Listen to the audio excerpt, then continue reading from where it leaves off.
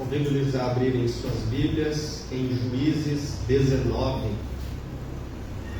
Então, finalizamos. Eu vou pedir para vocês permanecerem sentados, porque eu vou pregar de uma maneira diferente. Eu vou lendo o texto e pregando o texto. Eu gostei da maneira que o pastor Ivânio fez e vou fazer desta forma. Então, nós estamos estudando o livro de Juízes e hoje é o último sermão no livro de Juízes. Não havia rei em Israel. Olha só o capítulo 19, ele começa: aconteceu também naqueles dias em que não havia rei em Israel.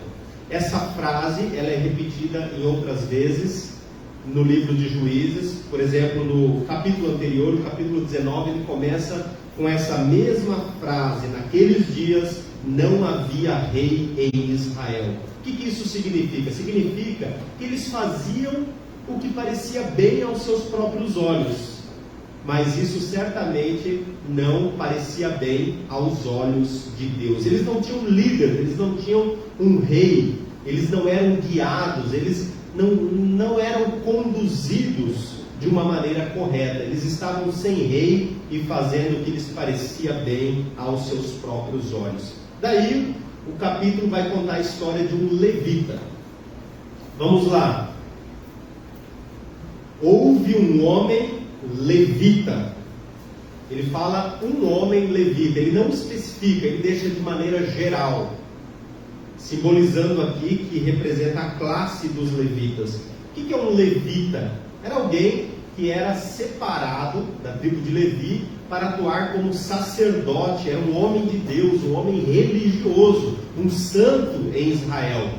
E é a história de um levita que o capítulo 19 vai contar. Houve um homem levita que, peregrinando aos lados da montanha de Efraim, tomou para si uma concubina de Belém de Judá. Peraí, tomou para si uma concubina? Concubina não era a esposa para valer. Ela era como se fosse uma propriedade, uma mulher de segunda categoria, um objeto sexual. Ora, mas a Bíblia condenava expressamente a poligamia, uma pessoa ter várias mulheres. O padrão bíblico é a monogamia, apesar de Abraão ter concubina, Jacó ter tido concubina. De Abraão até Salomão, nós vemos alguns crentes, alguns homens de Deus se desviando do padrão de Deus, infelizmente. E nós vemos na Bíblia, na história bíblica, que de Abraão a Salomão, a poligamia só trouxe desgraça. Então essa é a consequência, ruína e desgraça, toda vez que nós nos desviamos do padrão de Deus. Aonde que está esse padrão? Gênesis 2, 24. Alguém sabe de cor aí, Gênesis 2, 24? O padrão de Deus para a família. E deixará... Quem me ajuda aí?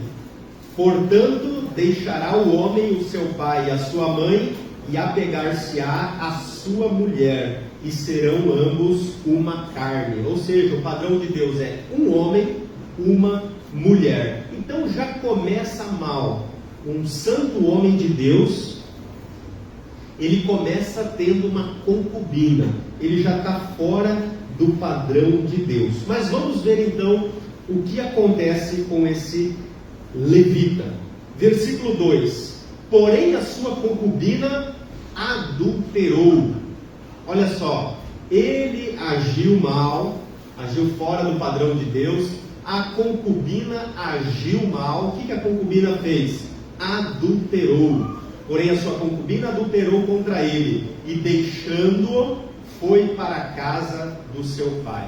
Ela adulterou e saiu de casa. O levita está errado, a concubina está errada. Vamos lá. Deixando-o, foi para a casa de seu pai em Belém de Judá, e esteve ali alguns dias, a saber, 4 meses. E seu marido se levantou e foi atrás dela, para lhe falar conforme ao seu coração e para tornar a trazê-la. Na época, quando uma mulher abandonava o seu lar e mais, traía ao seu marido, aqui era marido, entre aspas, era marido e senhor ao mesmo tempo, quando isso acontecia, a mulher recebia severas punições. Ela pagava com a própria vida o adultério. E a família caía numa grande desonra por aquilo ter acontecido. Certamente o pai da moça estava muito preocupado se o levita ia requerer a punição devida à sua concubina. Ele demora 4 meses e aí então vai ao seu sogro, mas ele vai para falar-lhe ao coração e para trazer ela para casa. O versículo diz: para lhe falar conforme ao seu coração e para tornar a trazê-la. E o seu moço é uma espécie de servo, e um par de jumentos iam com ele, e ela o levou à casa de seu pai, e vendo o pai da moça, alegrou-se ao encontrar-se com ele. Certamente o pai da moça ficou alegre, porque o levita não impôs a punição devida. Ufa, ele não vai matar a minha filha, eu não vou ter uma grande desonra, o meu nome não vai ser desonrado. E era muito comum naquela época, naquele lugar, no Oriente Antigo, no Oriente Próximo Antigo, a lei da hospitalidade. Nós já vimos isso numa das aulas da IBC. Então a hospitalidade, além de ser uma necessidade, ela era uma grande virtude. E o pai da concubina exerceu a hospitalidade para com o seu genro. Vamos ler um relato a partir do versículo 4. E seu sogro, o pai da moça, o deteve e ficou com ele 3 dias. O normal era 3 dias. Normalmente se exercia a hospitalidade por 3 dias. E comeram e beberam e passaram ali a noite. E sucedeu que ao 4º dia pela manhã, de madrugada, ele levantou-se para partir. Então o pai da moça disse a seu genro: fortalece o teu coração com um bocado de pão e depois partireis. Assentaram-se, pois, e comeram ambos juntos e beberam. E disse o pai da moça ao homem: peço-te que ainda esta noite queiras passá-la aqui, e alegre-se o teu coração. Ou seja, o pai estava insistindo para ele ficar mais do que 3 dias. Porém o homem levantou-se para partir, mas seu sogro o constrangeu a tornar a passar ali a noite.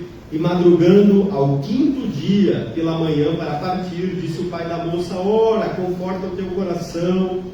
E detiveram-se até já declinar o dia, e ambos juntos comeram. Então o homem levantou-se para partir, ele e a sua concubina e o seu moço, e disse-lhe seu sogro, o pai da moça: eis que já o dia declina e a tarde já vem chegado, peço-te que aqui passes a noite. Eis que o dia já vai acabando, passa aqui a noite, e o teu coração se alegre, e amanhã de madrugada levanta-te a caminhar e irás para a tua tenda. Porém o homem não quis ali passar a noite, mas levantou-se e partiu, e chegou até de fronte de Jebus. Era uma hospitalidade, o costume da época, mas uma hospitalidade já excessiva. O pai, ele queria porque queria que o seu genro ficasse lá. Provavelmente ele queria ter certeza que o seu genro não ia punir a moça. Ele queria ter certeza que eles continuariam bem, que eles voltariam para casa. Mas o homem, depois do 5º dia, ninguém aguenta tanto tempo assim, eu estou brincando. Mas ele se levantou e foi para uma cidade chamada Jebus. Jebus dos Jebuseus. Se vocês voltarem o livro de capítulo, no livro de Juízes, no capítulo 1, versículo 21, essa cidade Jebus, ela era para ter sido conquistada pelos benjamitas. Olha que interessante. Vamos voltar um pouquinho, Juízes 1, 21, depois a gente vai ao 19 novamente. Porém os filhos de Benjamim não expulsaram os jebuseus que habitavam em Jerusalém. Jerusalém chamava-se Jebus, tá? Então a cidade de Jebus é a mesma coisa que Jerusalém. Porém os filhos de Benjamim não expulsaram os jebuseus que habitavam em Jerusalém, ou em Jebus. Antes, os jebuseus ficaram habitando com os filhos de Benjamim em Jerusalém até o dia de hoje. Volta para lá, Juízes 19, versículo 10. Aquele levita partiu para uma cidade cananeia, uma cidade que os benjamitas deveriam ter conquistado, porque Deus havia dito para eles: olha, eu entreguei essa cidade na sua mão, vão lá, expulsem todos os cananeus. Eles não cumpriram completamente a ordem de Deus, e agora Jebus é uma cidade na mão dos inimigos de Israel. Vamos ver como é que a história se dá. E chegou até de fronte de Jebus, que é Jerusalém, e com ele o par de jumentos albardados, como também a sua concubina. Estando, pois, já perto de Jebus, e tendo-se já declinado muito dia, disse o moço a seu senhor: vamos agora e retiremo-nos a esta cidade dos jebuseus, e passamos ali a noite. Então o servo do levita queria passar a noite em Jebus.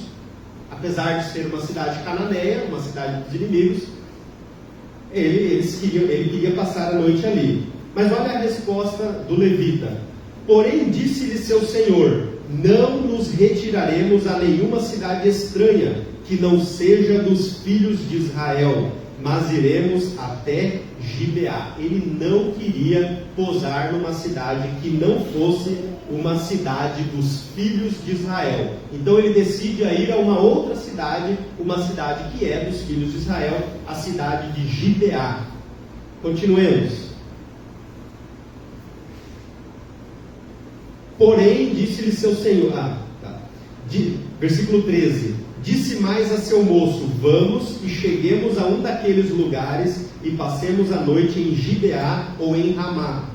Passaram, pois, adiante e caminharam, e o sol se lhes pôs junto a Gibeá, que é a cidade de Benjamim. Então o autor bíblico deixa claro que Gibeá é uma cidade dos benjamitas, uma cidade de uma das tribos de Israel. Então ali seria um lugar seguro para eles posarem, certo? Né? Jebus, uma cidade dos inimigos, não vamos posar lá. Gibeá, uma cidade dos benjamitas, israelitas, irmãos nossos.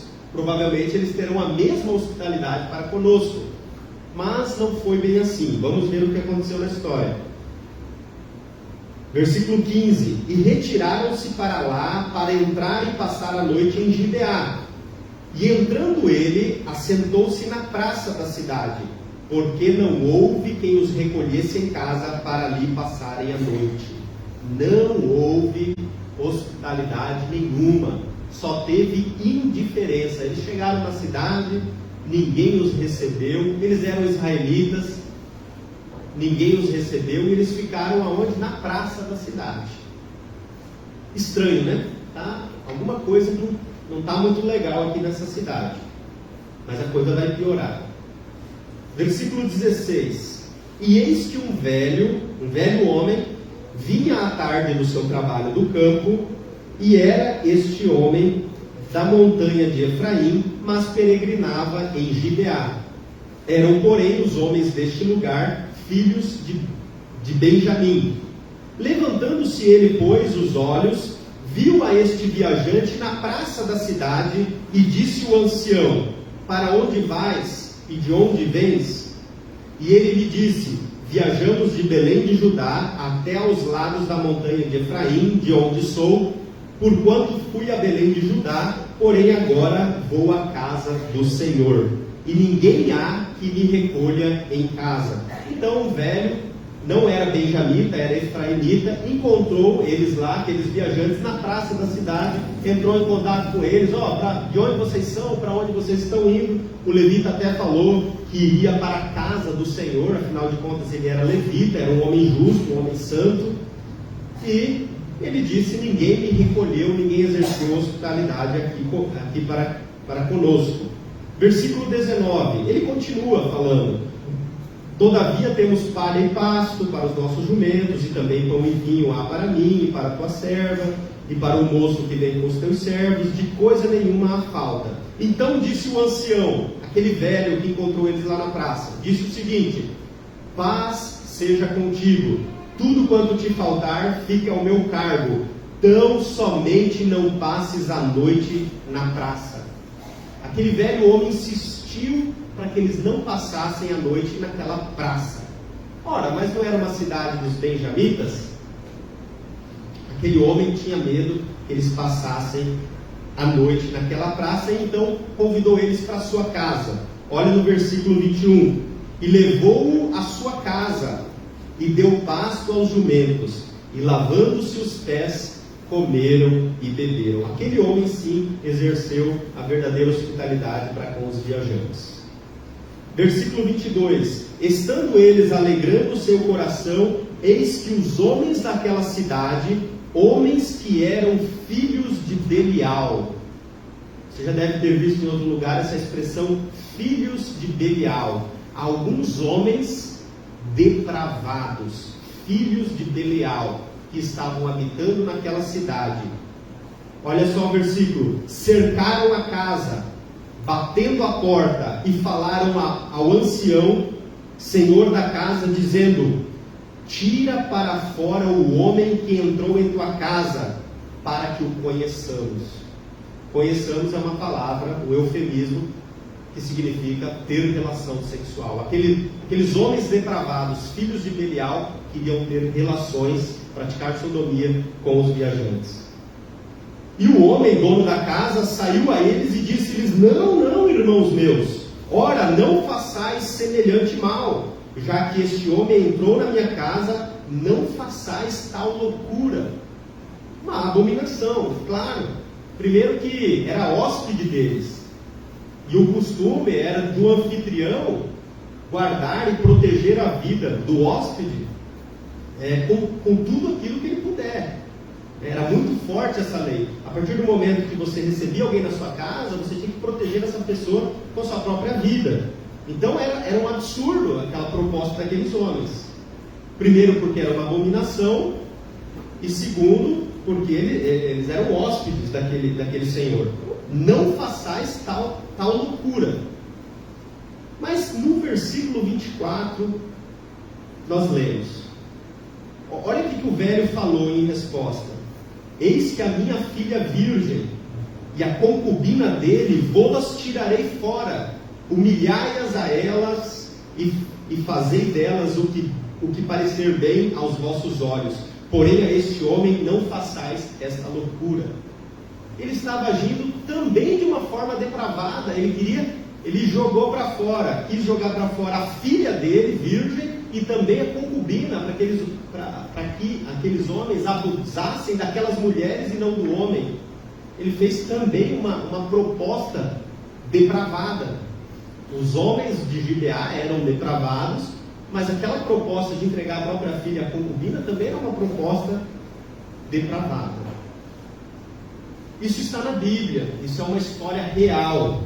Isso mostra até que ponto chega a depravação humana. Vamos continuar a história. Versículo 25. Porém aqueles homens não o quiseram ouvir. Então aqueles homens, nós não queremos as mulheres.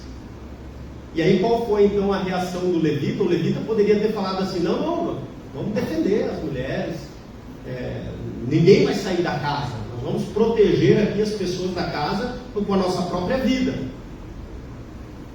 Mas o que o levita fez? Olha o que o levita fez, um homem de Deus. Então aquele homem pegou da sua concubina e lhe atirou para fora, e eles a conheceram e abusaram dela toda a noite até pela manhã, e subindo a alva a deixaram. Aquele levita, o suposto homem de Deus, entregou a sua concubina para que fosse abusada.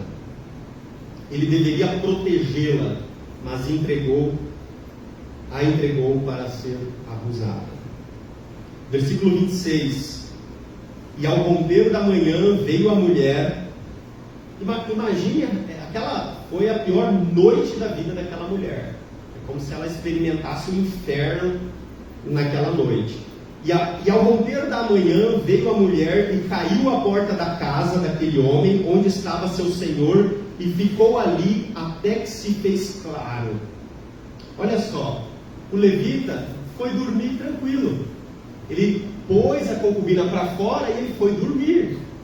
Imagine, ou ele estava com muito medo e ficou tremendo de medo na sua cama, ou ele ficou muito tranquilo. Ou ele foi um covarde, ou ele foi um depravado, um egoísta, um desumano, que foi dormir. Enquanto a mulher passou a noite toda sendo acusada, e ele foi lá abrir a porta quando se fez claro. Ele teve uma ótima noite de sono. Vamos ver. Versículo 27. E levantando-se seu senhor pela manhã, e abrindo as portas da casa, e saindo a seguir o seu caminho, eis que a mulher, sua concubina, jazia à porta da casa, com as mãos sobre o limiar. O limiar é a soleira, né? A mulher estava prostrada lá. Ele queria ir embora, ele queria partir. E olha o que ele fala, versículo 28. E ele lhe disse: levanta-te, vamos-nos. Poxa, a noite terrível, abominável que aquela mulher teve. Ele dorme um sono tranquilo, acorda pela manhã e fala: levanta, vamos. Ou seja, pela estrada, tratando ela como se fosse um objeto. Porém ela, diz o versículo 28, porém ela não respondeu. Então, levantando-se o homem, a pôs sobre o jumento e foi para o seu lugar. Aquela mulher tinha morrido. Chegando, pois, à sua casa, tomou um cutelo é uma faca, e pegou na sua concubina e a despedaçou com seus ossos em 12 partes, e enviou-as por todos os termos de Israel. Ele faz algo ainda mais absurdo. Ele corta a sua concubina em 12 pedaços, e ele envia esses 12 pedaços às 12 tribos de Israel. Continuando a leitura. E sucedeu que cada um que via aquilo dizia: nunca tal se fez, nem se viu desde o dia em que os filhos de Israel subiram da terra do Egito até o dia de hoje. Ponderai isto, considerai e falar. Então por que o levita fez isso? Ele cortou a sua mulher em 12 pedaços e enviou para cada tribo de Israel. Ele ficou indignado porque a sua esposa tinha morrido, e ele queria juntar as 12 tribos de Israel para ir lá guerrear contra Gibeá. Mas era porque ele amava a sua concubina? Não. Ele não fez nada lá atrás, ele agiu com indiferença. Então ele queria vingança mesmo. Ele queria, a sua reputação foi manchada. A sua propriedade, a mulher para ele era uma propriedade, a sua propriedade foi perdida. E ele ficou indignado e mandou lá os 12 pedaços para as 12 tribos de Israel. E olha o que aconteceu. Capítulo 20, versículo 1. Então os filhos de Israel saíram e a congregação se ajuntou perante o Senhor em Mispá, como se fora um só homem, desde Dan até Berseba, como também até a terra de Gileade. E os principais de todo o povo, de todas as tribos de Israel, se apresentaram na congregação do povo de Deus, 400.000 homens de pé que tiravam a espada. Ouviram, pois, os filhos de Benjamim que os filhos de Israel haviam subido a Mispá, e disseram os filhos de Israel: falai, como sucedeu esta maldade? Ou seja, as tribos, era difícil reunir as tribos, mas por causa dessa indignação, desse absurdo, eles se reuniram, 400.000 homens de guerra, pronto para a batalha, e eles perguntaram ao levita: conta para nós, o que foi que aconteceu? E aí então o levita vai contar. Versículo 4. Então respondeu o homem levita, marido da mulher que fora morta, e disse: cheguei, olha a história dele. Cheguei com a minha concubina a Gibeá, cidade de Benjamim, para passar a noite. E os cidadãos de Gibeá se levantaram contra mim e cercaram a casa de noite. Intentaram matar-me e violaram a minha concubina de maneira que morreu. Ele contou a história de forma verdadeira? Não. ele sutilmente editou a história. Por quê? Ele falou: os cidadãos de Gibeá se levantaram contra mim. Primeiro, que não foi toda a cidade. Isso aqui é muito parecido com o que aconteceu em Sodoma. Sodoma, toda a cidade queria lá ter relações com aqueles anjos que estavam na casa de Ló. Aconteceu a mesma coisa. Mas aqui, a Bíblia diz que eram alguns homens depravados, filhos de Belial. Então não era toda a cidade. Você não ia fazer guerra contra uma cidade, ainda mais uma cidade de uma das tribos de Israel. Era uma cidade benjamita, mas ele falou que toda a cidade. Ele já começou mentindo ali. Ele disse o seguinte: se levantaram contra mim, cercaram a casa de noite e intentaram matar-me. Mentira, eles não queriam matar ele, eles queriam ter relações com ele. Então ele já aumentou aqui: eles queriam me matar e violaram a minha concubina de maneira que morreu. Mas hora nenhuma ele diz que ele não fez nada para que aquilo não acontecesse.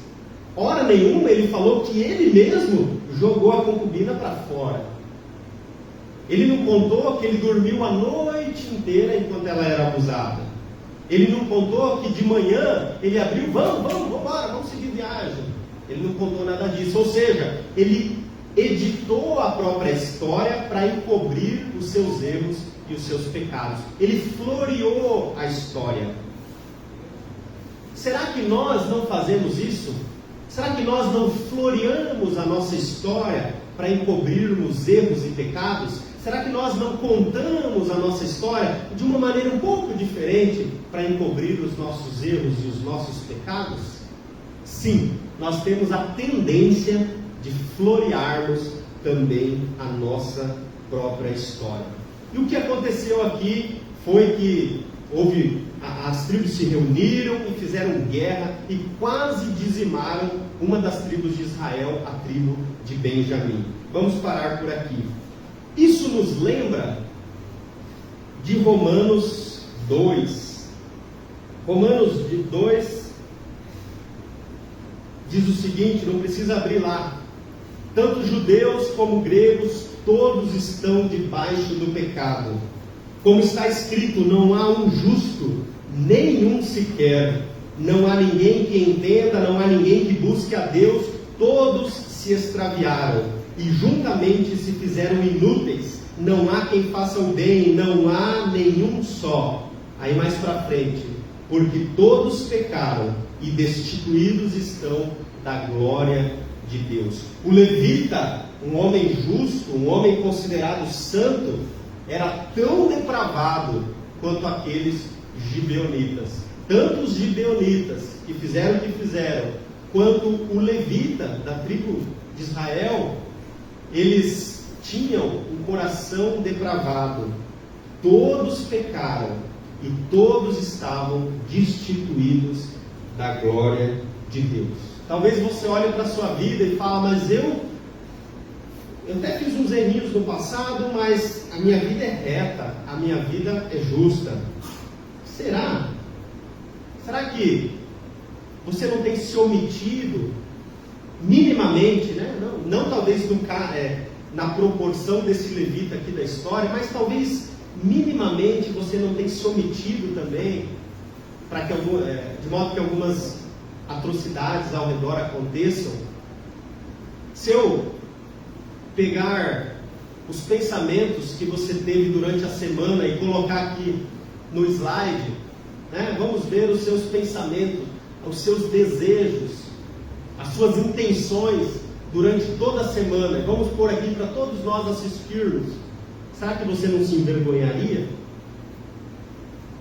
Então, você só pode se submeter ao Rei Jesus se você entender que o seu coração, ele é mau e ele tem uma tendência para o pecado.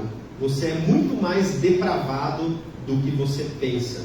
E todos nós, quem está lá fora, quem está aqui dentro, precisamos da graça de Deus. Porque pela graça sois salvos pela fé. Isso não vem de vós, é dom de Deus, não vem dos homens para que ninguém se glorie.